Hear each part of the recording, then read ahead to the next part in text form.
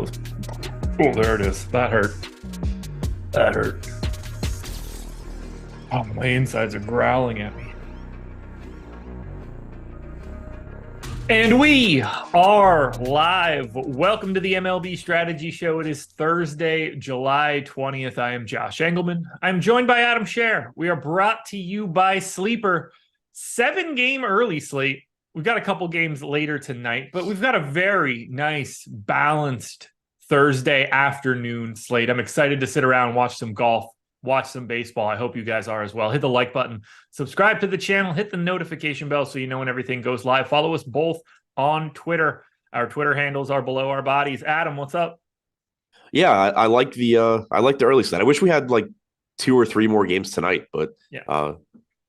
I always like having early slates because, like, in theory, you can just have such a good day. Like, you win a bunch of money by like 4:30 p.m.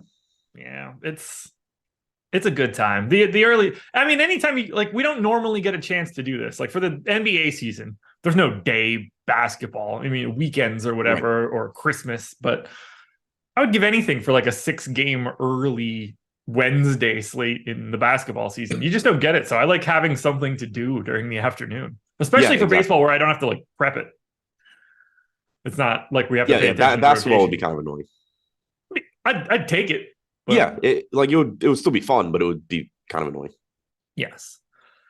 You want to just get into this? I don't have anything really to talk about from last night's slate. It was not fun. I don't really remember what happened. Nothing good. The Angels went well. Didn't go very well for Carlos Rodon. No, it did not. Yeah, I say we just get into it because I think there's a lot of interesting stuff to talk about in this one. So let's do it. Braves and Diamondbacks. Craziest spot to go right out of the gate. 4.9 run implied total for Atlanta. 3.7 for the Diamondbacks. Spencer Strider going for the Braves. Zach Gallen going for the Diamondbacks. 6% ownership to Gallen. He's 9,400. 39% ownership coming into Strider. He's 12,600. Let's start with Strider. How do you manage him on a slate like this where there's no one really priced around him? There's not a ton of games on the slate. Do you still just get to 12-6?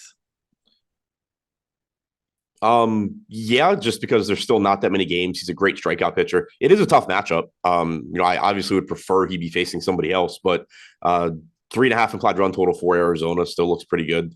So yeah, I think you still get there at least a decent amount. He's in basically everything that I've got going on today.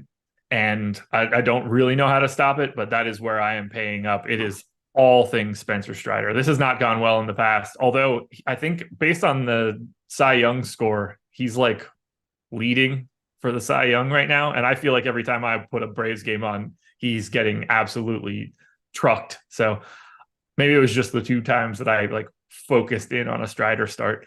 What do you want to do with Gallen on the opposite side? Obviously, terrible matchup for him, but 6% owned on a 7-gamer. He's better than 6% ownership.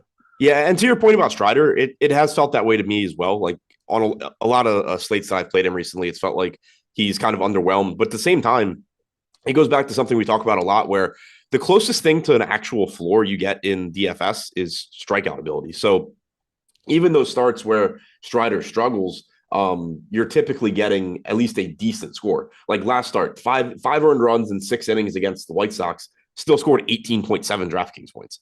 So that's, a really big deal. Like a lot of pitchers, if you go up 5 runs in 6 innings, you're hoping to get like 8. As far as Gallen goes on the other side, fine in tournaments, but certainly a brutal spot against Atlanta. Such a good offense. Gallen is a good pitcher, 26% strikeout percentage this year, 3.5 xFIP. He's fine as a GPP pivot, but also really scary to get to.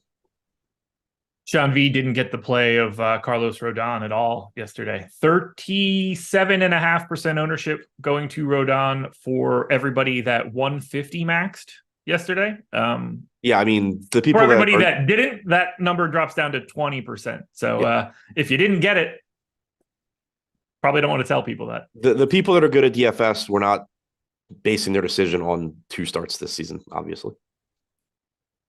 No, they were not. All right, let's talk Atlanta bats.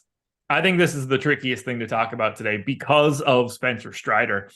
Braves are second in top stack, dead last in top value, 11th in ownership. Can you get to the Atlanta Braves and Spencer Strider today? I mean, I think it's really tough to do. Like you probably can, but I think it's gonna be really difficult. They graded out so well for me, and I was just like, oh shit. Like looking at the ownership, I'm gonna have a ton of Atlanta. I think it's really hard to get those two things together. And I think I prefer the Strider side more than the Atlanta side. Could they go crazy? Yeah, absolutely. But you do have Gallen on the opposite side. So it's difficult for Atlanta. I want to get to the Braves just because, when you see a 10.5% top stack odds, 4.5% ownership, that kind of gap is significant. And I know why it's happening. These guys aren't free. But when you have that big of a gap, I feel like I want to try to get there. I just don't know how to do it. Like you end up having to play a lot of dudes that aren't very interesting. Yeah, agreed. And I would prioritize Strider over the Braves. Yeah. And that is how I'm going right now. I tried to bump them a little bit, couldn't figure it out. But if you can get to an Atlanta stack today, they are the most underrepresented thing you're going to find, at least from an upside perspective. We can't go to Arizona, right? I mean, it's a 7-game slate, so you can. Sure. They're good, but they're certainly towards the bottom of the list. We have them going under-owned, 2% ownership, 3.5 stack score, 4.5% chance of being the top stack. But targeting Strider isn't exactly at the top of my list. One thing that I guess does, if you wanted a reason to go to Arizona, one thing I think that does make them a little bit more palatable is there is a lot of good pitching on this slate. So it's not like it's one of those slates where you have a bunch of garbage and then Strider and you're just picking the team against Strider. You do have pretty good pitching in most spots tonight or today. I hope that when everything comes out, I somehow get less of what I actually have right now and more of Atlanta, but I just don't think it's going to happen. I think they're just going to be filler in all of the stacks that I have. Rank this game if you don't have anything else to add here. I was just going to say Arizona's lineup, it's still good, but it's a little bit weaker than usual. As far as ranking the game, Strider, Braves, I guess Gallen, Diamondbacks. But that makes sense to me. Yeah, if I got Diamondbacks before Gallen, I wouldn't be shocked. Well, going right back to it once again, the Cincinnati Reds are hosting the San Francisco Giants. I'm certainly over this series. I hope Cincinnati goes out on the road tomorrow. 4.6 run implied total for the Reds, 4.6 run implied total for the Giants. Andrew Abbott going for Cincinnati, Alex Cobb going for San Francisco, 15% ownership coming into an $8,800 Abbott, 13% ownership coming into a $7,400 Alex Cobb. Which pitcher do you prefer having today? I think Abbott, but I think it's close.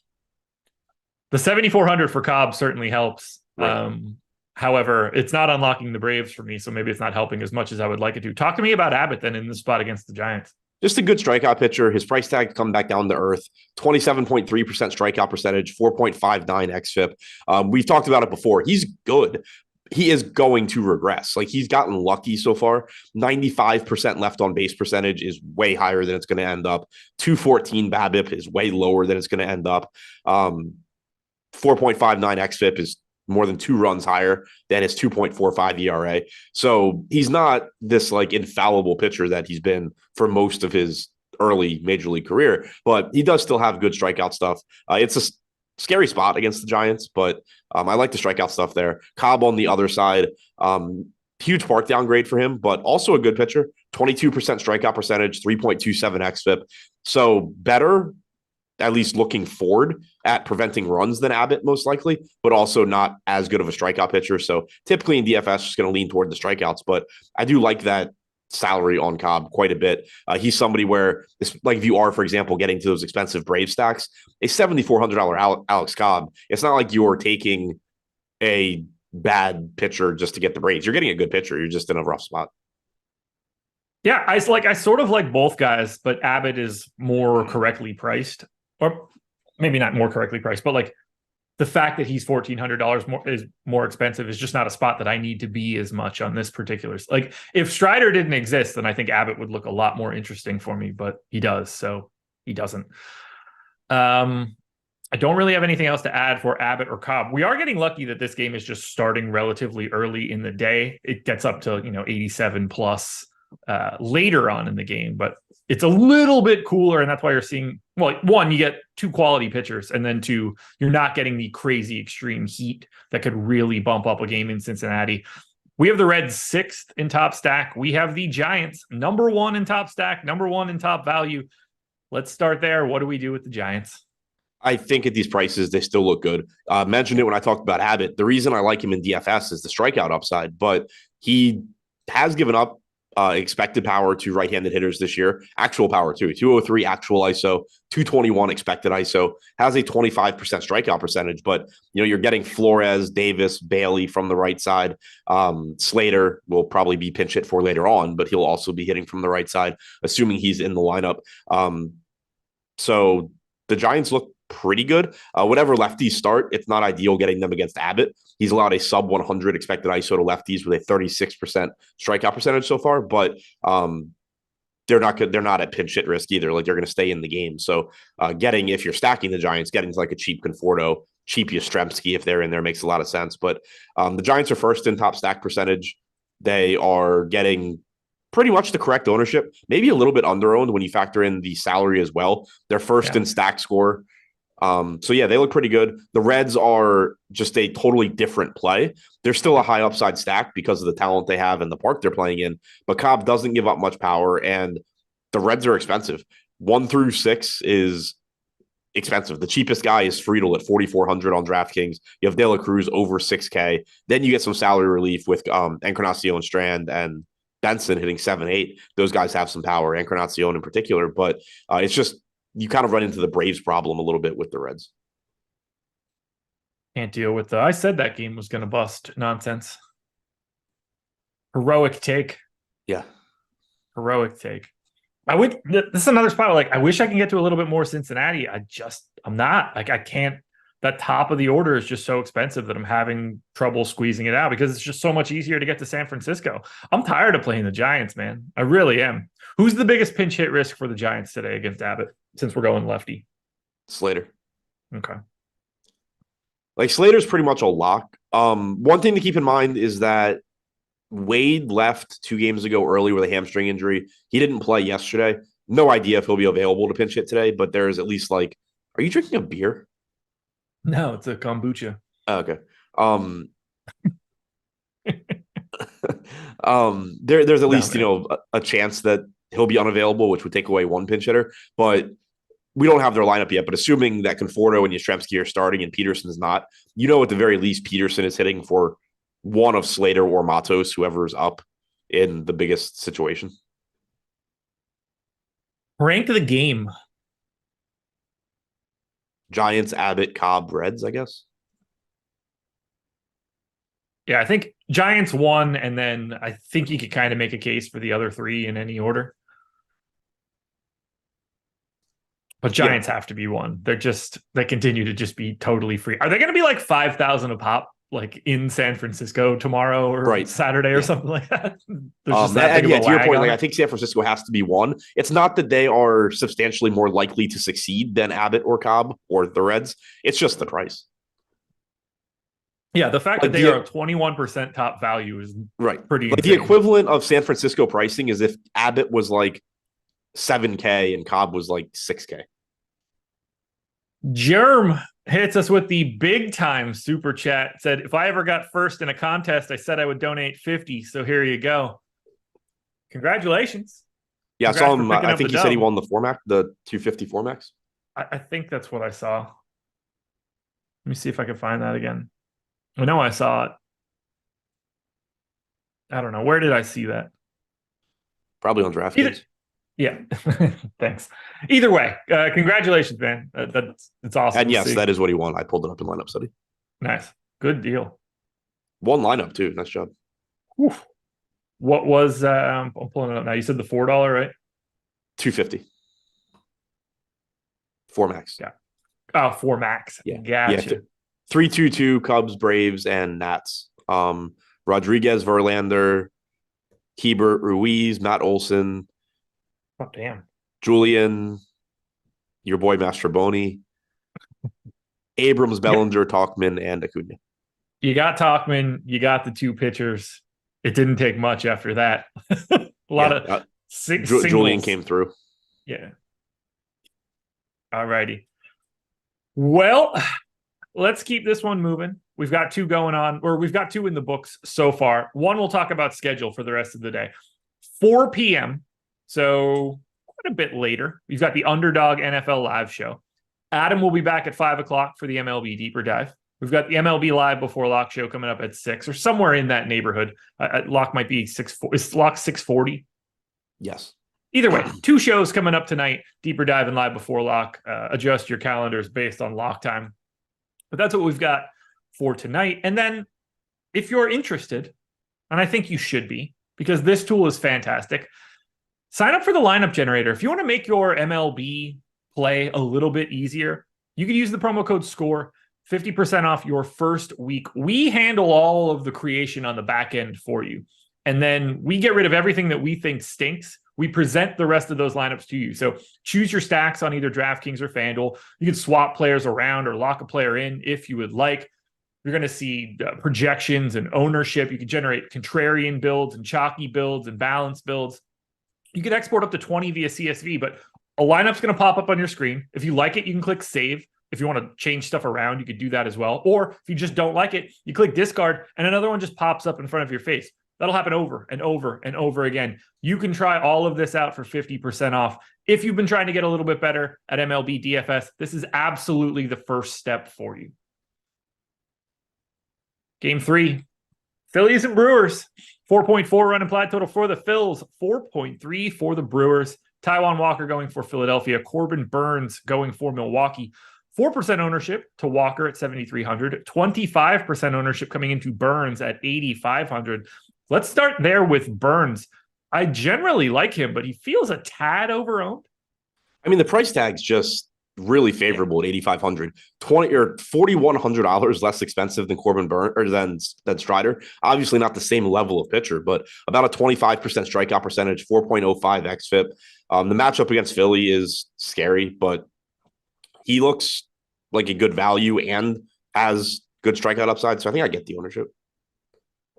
Yeah, like I'm not saying that it should be 2 or anything like that, but if it were 20, I think it would just be a little bit more palatable for where he's coming out of our top pitcher tool. Still looks good, but certainly a scary spot given the way lefty power plays up and given the amount of lefties that are going to be trotted out of there for Philly. The way I kind of like eyeball it is adding top 2 pitcher and top 2 value together, which in this case is 28% at 25% owned. Yeah, that makes sense. What about Walker on the opposite side? I think he looks a lot better than his 4% ownership.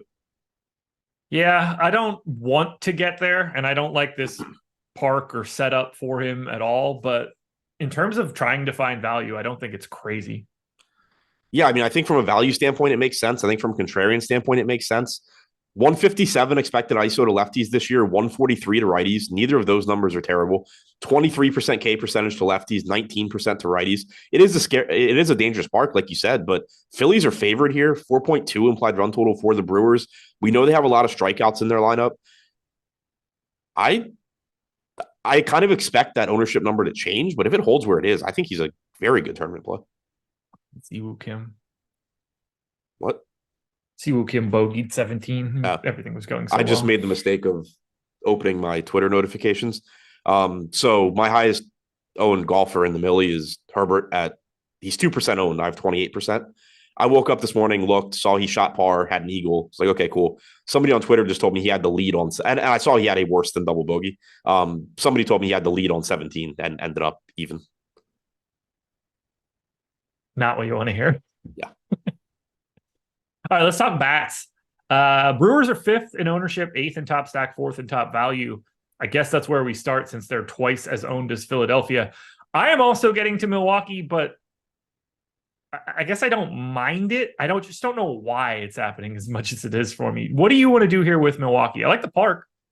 Yeah, I mean, it's probably happening because they're dirt cheap and they're in Philadelphia. But yeah, I think they look okay. Like I said, Walker's not a bad pitcher. He's not a great pitcher. The Brewers lineup leaves a lot to be desired. Yelich, Contreras, Adames all look good. Everybody else is cheap. That's about all you can say for them. No Rowdy Tellez, so the lineup's even a little bit weaker than usual. They're cheap in Philadelphia. That's kind of the reason to get to them. They're going to be a very easy team to play. Strider, Burns, or Strider, whoever you want with. What about the Phillies side here against Burns? Is there any value in like attacking his ownership? Yeah, I think they're a good tournament stack because one, like you said, Burns is going to be rostered by about a quarter of the field, but you also just have a lot of upside from the Phillies in a good hitter's park. Burns has been good this year, but not as good as usual. 174 expected ISO to righties, sub 100 to lefties. So that is something. It's a point in Burns' favor when you think about how the Phillies lineup sets up. Being able to neutralize Schwarber and Harper power is certainly nice, but he has had some issues with righties. You have Turner, Castellanos, Alec Baum in particular. So I think it's a pretty low probability stack, but the upside is there. But again, to kind of reiterate what Burns has done this year, 27% strikeout percentage against lefties, only 22.5% against righties, sub 100 expected ISO to lefties, 265 expected WOBA. You are talking about a Phillies lineup that has Schwarber, Harper, Stott, Marsh, Hall, and Stubbs all from the left side.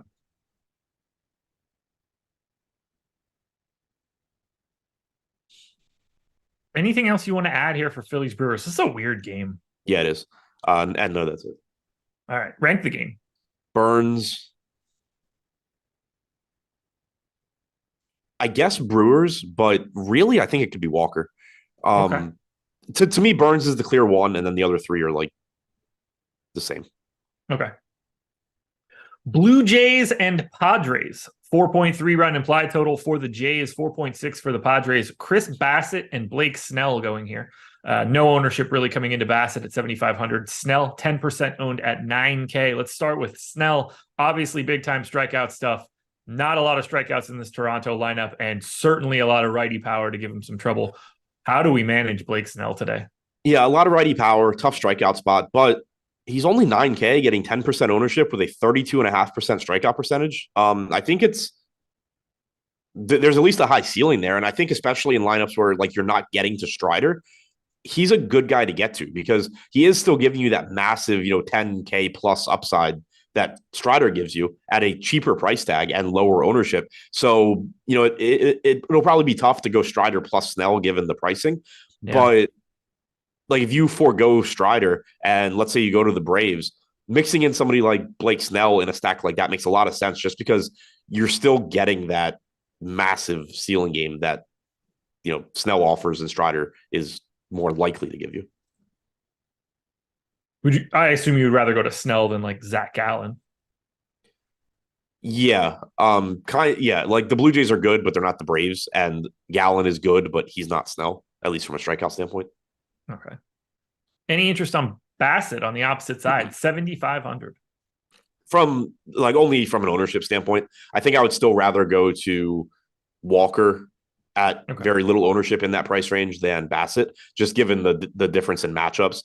We have Bassett with an 8% chance of being the top 2 scoring pitcher, 10% chance of being a top 2 value, Walker 10% and 14% respectively, 4% ownership to Walker, 3 to Bassett. He's a little bit underpriced for his skill set, but it is a tough matchup against the Padres. They are getting a park upgrade in Rogers Center, even, the current version of Rogers Center. So like Bassett's fine, but I would just rather go Walker if I'm making that play. Okay. Padres bats are 4th in ownership. We have them 5th in top stack, 10th in top value. I'm a little bit higher on their top stack odds.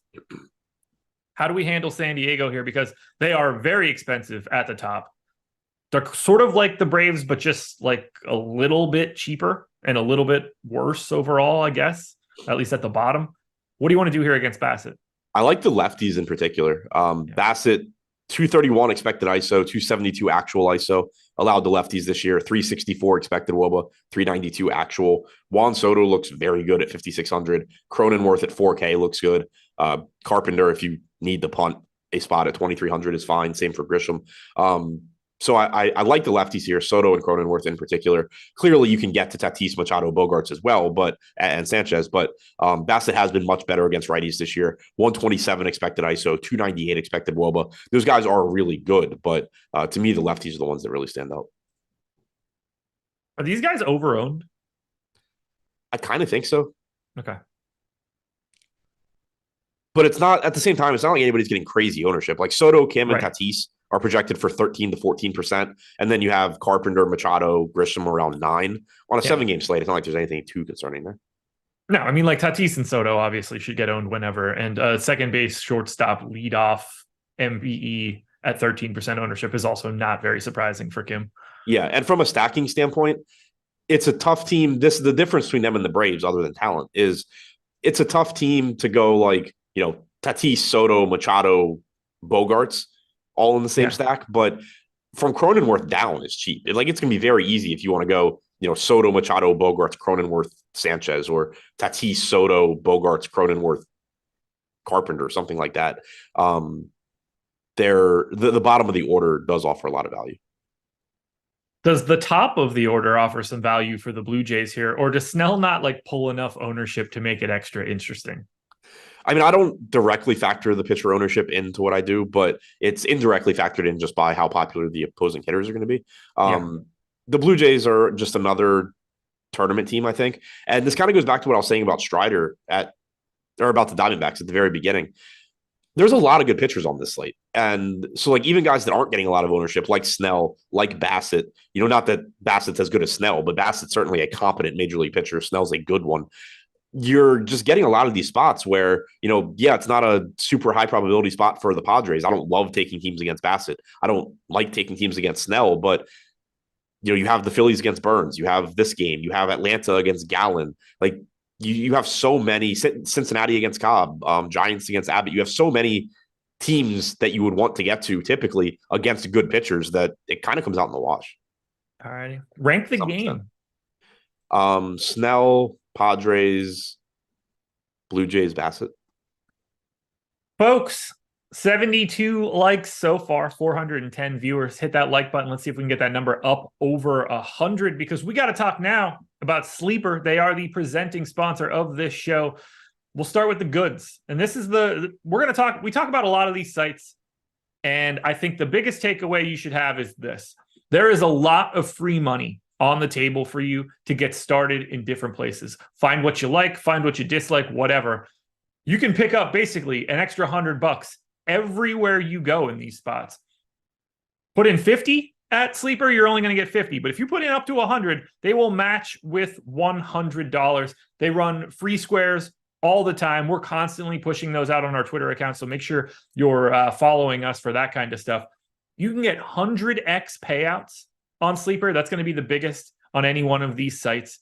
And the big piece here, the most interesting piece, dynamic payouts. This is going to look a lot like putting together parlays on normal sports books, because they have multipliers attached to the sides of their picks. So instead of it just being even action like some of the other pick'em sites on both sides, you might get one that's 2x or 3x or 4x. That really starts to expand the ability to bring in big time payouts. I think you guys should click the link in the description of this video, sign up at Sleeper, get the bonus cash, find out what you like, move forward from there. But no reason to not leave $100 on the table. Every single one of them is going to be a benefit for you. If you don't like it, just bail. It's that simple. All righty. Game 5, Mets and White Sox. Up what Herbert did. It's not quite as bad as I was expecting. He was he eagled 15 to get the 3 under. He was still 3 under at 17, then he triple bogeyed. But I knew when I saw that tweet, I knew that the current leader was -5.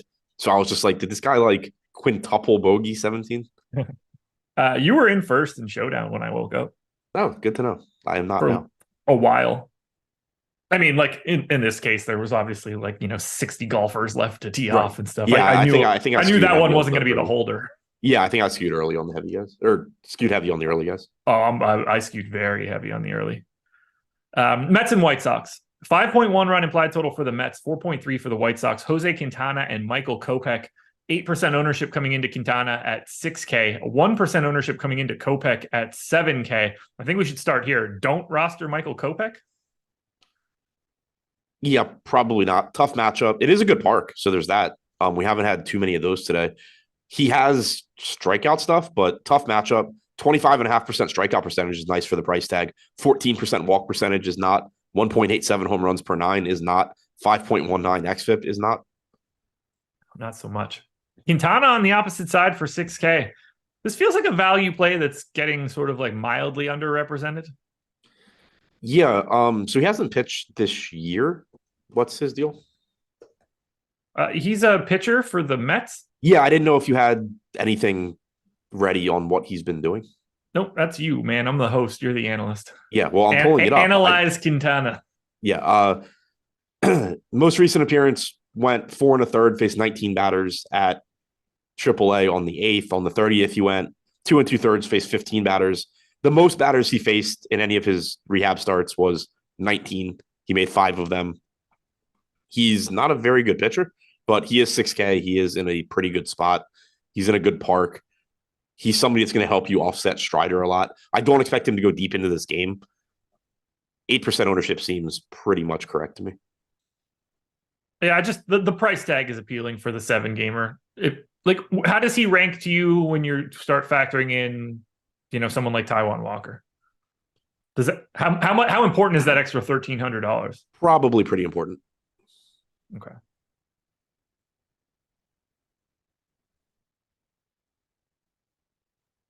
Number 1 in ownership, 4th in top stack, 2nd in top value.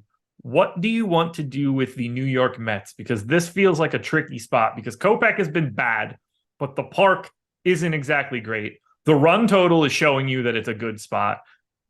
How do we manage the Mets today? Yeah, I mean, the park's not good, but Kopech has struggled this year. Now, he has sort of, he was tipping pitches early in the season. Then he went through a stretch where he was pitching really well. Then he got injured. He threw 38 pitches in his most recent start. He sucked. It's not like this guy is actually a total gas can in that he doesn't have good stuff. He does have good stuff. It's just a matter of, is he throwing strikes and is he tipping pitches? But 5.2 implied run total for the Mets looks good. He's had major issues with left-handed power this year. 251 expected ISO, 383 expected WOBA, 200 expected ISO to righties as well, 341 expected WOBA. So that combined with the Mets being cheap does make them look good. Nimmo is only 4,200. Pham remains free for whatever reason. Alvarez, if he's in the lineup, is always one of your highest upside catcher options. The most expensive guy on the team is Alonso on DraftKings at 4,800, followed by Lindor at 47. Everything else is Nimmo or below. So the value and the matchup certainly make them look very good. Yeah, I get why they're getting the ownership. This is probably a spot that I'm going to get away from. Yeah, we do have them 3rd in stack score behind the Giants and the Tigers. So they look to be going a little bit over-owned, whereas the Giants actually don't. Right. How about the White Sox on the opposite side? 8th in ownership, 7th in top stack and top value. So basically middle of the pack across the board, but underrepresented a bit if you're looking at stack score. Yeah, it's not like it's a bad matchup here. Jose Quintana has not been a great pitcher ever, but he hasn't been a good pitcher for a while either. Last year, he was actually competent in terms of limiting power. He only struck out 18% of righties, but only a 128 expected ISO. If you go back to 2021, 154 expected ISO to righties. At the very least, you have Luis Robert at 5,900, but there's right-handed power in the middle of this order. Robert, Jimenez, Berger, those 3 look good. It's just where do you go other than that? Tim Anderson has to be playing through an injury. Like the guy's hit for no power this year. Grandal at 2,800 is fine, but 3, 4, 5 looks good. All right. Rank this game. Good luck. Mets, Quintana, White Sox, Kopech. Brutal. All right. Well, I am going to now, if you want to switch, Jordan, flip us around. I'll be the analyst here. Adam can be the host because I am taking over the role of Adam. Kansas City Royals, Detroit Tigers. 4.1 run implied total for the Royals, 4.7 for the Tigers. Zach Greinke and Michael Lorenzen. I have way too much of the Royals, and we'll get to that in a bit. But let's start with Greinke and Lorenzen, 5,200 and 5,500 respectively. No one's rostering Greinke. 13% of people are rostering Michael Lorenzen. Are you going to Lorenzen? Is this the premier paydown option because the Royals are on the opposite side? Yeah, I think he looks pretty good here. Getting 13% ownership, 11% chance of being a top 2 scoring pitcher, 33% top 2 value percentage. He's nothing special, but he's not bad. 19.5% strikeout percentage, 4.27 xFIP. He's basically like the high end of a healthy Quintana at this point in Quintana's career, and he's less expensive and not facing any sort of potential workload restriction. Any justification for Greinke other than the fact that he just faces the Tigers? He faces the Tigers, and he's not as bad as people think. At least from a run prevention standpoint, 4.4 xFIP, only a 16% strikeout percentage. I would certainly rather go to Lorenzen. I also think Greinke should be more than 1% owned.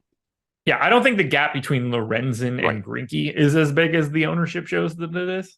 Right, but the thing that makes me think I probably still won't get much Greinke, it would be one thing if Lorenzen was like 25% owned or something. But at 12%, like he's not a 12-1 favorite to Greinke, but 12% is still just such a low ownership number that's not going to matter that much. And I'm typically going to just prefer playing Lorenzen because he projects better. Yeah, and if it's actually, Lorenzen at 12 and Greinke at 3, it's those proportions just stop mattering as much. Right. The Kansas City Royals are my second most exposed stack. They are 6th in ownership. We have them 12th in top stack, 5th in top value. Maybe this will change when I rerun everything, but I'm getting them like I'm you. So I hope you don't like them today, I guess, because I hope it's not 2 of us together. I mean, they're cheap and they have a decent matchup. 181 expected ISO to lefties for Lorenzen this year, 173 to righties. So he has given up some power. This park's not great for power, but it is supposed to be warm. The lineup is bad. No Bobby Witt, so that should help me not get to them as much because he's a huge reason I usually do. Garcia leading off at 3,200, Perez catching at 4,400. They both still are going to look like good value plays. Isbell's cheap hitting second. I mean, the rest of the lineup is free. Isbell's cheap. Melendez batting cleanup at 2,900. Prado batting 6th at 2,800. Olivares batting 5th at 2,700. Like, they're a good value stack, but the absence of Witt makes it less likely that I get tons of them. So I am also getting to a lot of the Tigers. They are 2nd in ownership. I might add that the Royals are 6th. So there is 20% aggregate ownership coming to this game. Tigers are 3rd in top stack, 4th in top value. I hate that I'm getting to them. I hate that I was getting to the Royals. This is the reason that I want to try to get to the Braves, because if the Royals and the Tigers are the teams that are separating from the pack today, I feel like I should zig while everybody else zags and just pay up for an actual good team. Yeah, but I do actually like or can tolerate this version of the Tigers. Now, we don't have their actual lineup today, but assuming the top of this order is McKinstry, Green, Torkelson, Carpenter, that's actually pretty appealing. McKinstry has a 159 expected ISO against righties this year, which is fine, especially for his price and positions. Riley Green, 220 expected ISO, 383 expected WOBA. Legitimately good play at 4,600. Torkelson, 189 expected ISO, and facing a pitcher that doesn't get strikeouts. Carpenter, 236 expected ISO. Greinke so far this year, 217 expected ISO allowed to lefties, 186 to righties. It's not that bad of a lineup, particularly at the top. I know. That's sort of the problem here. Like, I don't mind getting to these guys. I understand it. It's fine. But this is not a game where I look at it and I'm just like, oh, nice. I got a lot of the Royals and the Tigers. Should be a really fun experience at 2:10 later today while I watch the Braves score 100 runs at noon. That said, looks like I'm going to be getting. I should get less Royals. Bobby Witt was the guy that I was getting to the most before this slate or before the show started, so that is obviously going to go away. Hopefully, that dials back a little bit. And we just got the Tigers lineup: McKinstry, Green, Torkelson, Carpenter, like we expected. Akil Baddoo's hitting 7th, gives you another guy with some pop and speed that's really cheap. Nick Maton hitting 6th is fine. Baez is obviously fine, but 2, 3, 4 in particular, or even 1 through 4, like actually look good here. Looks like we got the lineup we were expecting just for flip-flopping Ibanez and Baddoo. Yeah. Do you prefer the Royal side or the Tiger side? For them, like not very long ago at all. Yeah, I feel like that was yesterday. Do you prefer the Royal side or the Tiger side? Tigers. Okay. But you'll have more of the Royals? I assume so. Okay. Rank the game. Tigers, Lorenzen, Royals, Greinke. Okay. We'll close this one out. Yep. Mariners and Twins. And hit that like button, by the way. I don't want you guys to forget about that. And you know what? Before we go any further, I got to mention it. MLB Sims tool, folks, $180. You're paying pretty healthy chunk of change, but you are getting the best thing that exists at Stochastic. Adam puts out a Sims video every single day. Are you doing one for the main slate tonight or for the 3 games tonight? Yeah, why not? Okay. Sims video from Adam coming out later. You'll probably see some Sims videos on Twitter from Greg as well. This is changing up the way that you're building out your package of lineups. This is going to be more for MMEing, but it's totally fine for single entry 3 max, 20 max type contests.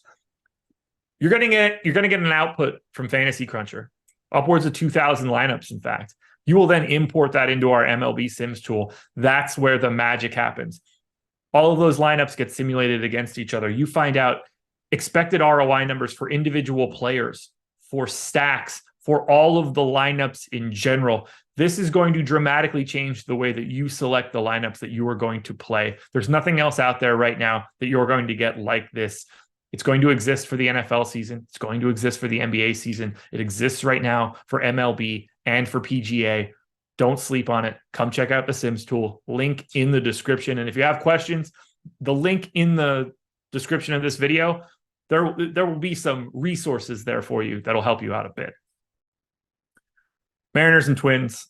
3.6 run implied total for the Mariners, 3.5 for the Twins. George Kirby and Pablo Lopez. 29% ownership coming into Kirby at 8,300. 33% ownership coming into Pablo Lopez at 10,200.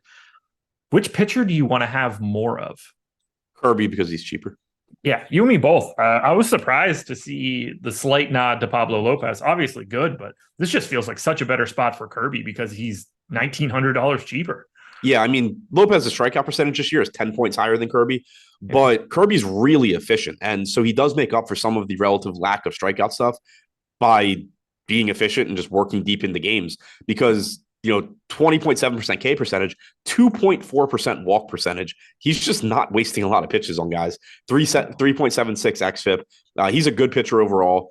K minus BB percentage, 18.2% is in line with those top end guys. Like, it's behind Strider, Snell, Lopez, Gallen. It's similar to Abbott, but it's pretty far ahead of everybody else on the slate. So even though the strikeout stuff isn't ideal, it keeps the price tag down, and he's still a good pitcher in a good strikeout spot. So slightly prefer Kirby, but if you have the money to get the Lopez, like Lopez, kind of like I was saying about Snell, if you're not getting to Strider, Lopez at least still gives you that massive strikeout upside. Yeah. He's just still relatively expensive. Yeah, I like this. I mean, I like the strikeout match. Obviously, the park is great for limiting runs and stuff. There's a reason we're seeing 3.5 run implied totals for both of these teams, too. This is generally speaking, a pitching spot. Yeah. One potential negative for Kirby, just looking at his splits, 18% strikeout percentage against lefties compared to about 23% against righties. Also a 218 expected ISO to lefties compared to 128 to righties. You are likely to have Julian, Kirilloff, Kepler, Castro, Gallo, all from the left side. So probably 5 lefties and 4 in the top 6. This park mitigates power enough that I'm not overly concerned about it, but it is a slight negative just in the way that these lineups are constructed. Mitigates it to lefties as well. 92 right. Park factor to lefties, 103 to righties per StatCast. So that helps at least. Yep. And you have splits for Lopez too, but it's 34% K percentage to righties, still 26% to lefties. Doesn't give up a ton of power to either side. So for him, it's more so that you do see a drop off in strikeout percentage against lefties, but he's still an above average strikeout pitcher against lefties. Do you find yourself wanting to get to either side of this one for bats? Seems like a tough sell. Yeah, tough sell. I did get to a lot of the Mariners last night. I doubt that I will today, but the same thing I've said the last few days applies. It's still, they're just too cheap for the power that they have, but it's still not a good park. It's not a good matchup. Sum up this entire, I'd say rank the game, but it's pitching and then hitting. And yeah, I mean, it's Kirby, Lopez, Kirby, whichever order you want, and then whichever offense you want. So sum up the slate. Where are your favorite stacks? What are your favorite pitchers? Favorite stacks, Giants, Tigers, I guess Mets. Favorite pitching, Strider, Kirby, Burns, Lorenzen. All righty. Well, let's do this quickly because we do have 3 games tonight. We don't have to dig into this. We're not going to go game by game or anything, but if we want to just take a look at the top stacks tool and the top pitchers tool for the 3 gamer, just give everybody a quick preview of what you're going to see for the 3 games tonight. Top stack in our top stacks tool right now, going to be the Houston Astros. They are in Oakland. Hogan Harris on the bump, 26% top stack odds. Pretty clearly the number 1 stack, but it's not as if 2 and 3 are like so far behind. What do you see when you look at Houston, or when you look at just those 3 games, I guess? Does Houston just stand out in your mind too? Yeah, I mean, they stand out because it's a decent matchup against Harris, but this park sucks for power. And Harris is not a terrible pitcher, so, or at least he doesn't project to be. So it does strike me, obviously I haven't made lineups for this slate yet, but it does strike me as a spot where maybe I end up getting away from Houston a little bit and looking more to like Tampa Bay. Kyle Gibson's not particularly good. The game is in Tropicana. If this were in Baltimore, I'd really like Tampa Bay, but I could see getting to, like a little bit more Tampa Bay in place of Houston, but it's just a weird slate where you have 2 good, you have Glass now, who's kind of in his own category. You have Stroman, who's good and not somebody you typically like taking hitters against. Matz, Gibson, France are all fine. They're not good, but they're not bad. And then Harris, at least as of right now, is the weakest pitcher, but he is in a great pitcher's park and he does project to be decent. I know it's a 3-game slate, so like everybody's on the table, but are you fine getting to Oakland? Yeah. They are last. They're going to be cheap. The one thing that sucks is Ryan Noda is one of their only actual good hitters, and he now has a broken jaw. Any news? Haven't seen. Draymond get him? Which makes me think that my initial guess was right. Because if it was a batting practice thing, we'd have a video by now of here's Ryan Noda getting blasted by a line drive. Yeah, no, I think he got blasted by a right hook. Yeah. Like that's all that could have happened, right? Yeah, like unless it's like true freak accident type stuff, like he fell and hit his face or something. Yeah, I'll say, or unless like he got hit in the face in the previous game and like they just got the X-ray results back somehow, but like that would be impossible. Yeah. And the problem is Ryan Noda. So like we're probably not going to get any additional information because no one gives a shit. Yeah, there's not going to be like a ESPN 30 for 30 in 10 years about the time Ryan Noda got knocked out right before a game started. No, I'm going to forget that guy. I'm going to have to use him in one of those grid games and not remember that he played in the fucking majors. I mean, I think he's going to be in the majors for a bit, but sure.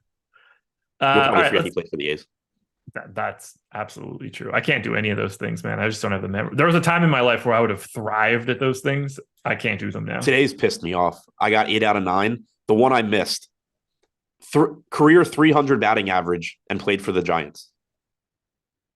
I mean, like, there are a lot of choices that I think are pretty easy here now. There was one that I thought. Did you go Bonds and not get it? He hit 298. Yeah. Kent was probably like in 280s if I had to guess. Yeah, I'm not sure. I kind of I looked through some other ones. Mays hit 301. Okay. But I'd already used Mays because one of the other ones was Giants and Mets, which also could have been Kent. Let's see. Kent for the Giants, 297. I don't think it's just for the Giants. I think it's their it doesn't matter. His best shot is that one anyway. I'll never type Will Clark's name into anything. Yeah, sorry about the spoiler, but if you've been awake for an hour watching the show, you should have already been on your phone doing the Immaculate Grid. Yeah, I try to do the basketball one each day, and I do that 2 of them, and then I just stop. That one's way harder for me than it should be. The problem for all of this, and I think you'll probably agree with me here, we talk about everybody every day for 5 years now, 6 years now. Like, I have too many current day athletes on their current teams in my head that I just purge all of the old shit at this point. See, like, I can't maintain that. I am so bad at like remembering current stuff. Like, if there's not a crossover guy from like the 2000s, it's hard unless it like just happened. Okay. Like, yeah, Garrett Cole, I'll remember the teams he played for, but like there's a lot of guys where I just blanked that they're like even around, and it's just like, shit, who played for them in 1998? That's where the NBA one gets me, because we just spend by the time that you get to, let's just call it February in the NBA season, I think you and I can both name the 10 main rotation players on every single team, and probably more than that. Yeah. And like that, just being able to drop 300 guys in order on their teams, like I'm gone for knowing what other teams you are on in like. Yeah. So I guess actually what it is for me, I know their current team. I blank. I just like have a giant blank spot for the previous like 7 seasons, basically. Yeah. Like I'll try and do like Sporkle quizzes where it'll be like name the 2020, rosters. And I am awful at it. Give me 1998 and I'm good. I'd have a better time going through like 1994. Right, exactly. Because I paid it like I just be like, oh, well, I was a kid. I didn't have any other choice. I only knew this information. Right. And I'm really bad at the years that I was like in college and not playing DFS yet. Yeah. I don't remember shit. Oh no, I mean those memories never got stored. Well, I didn't watch sports as much, obviously, and I wasn't playing DFS. So like there's nothing.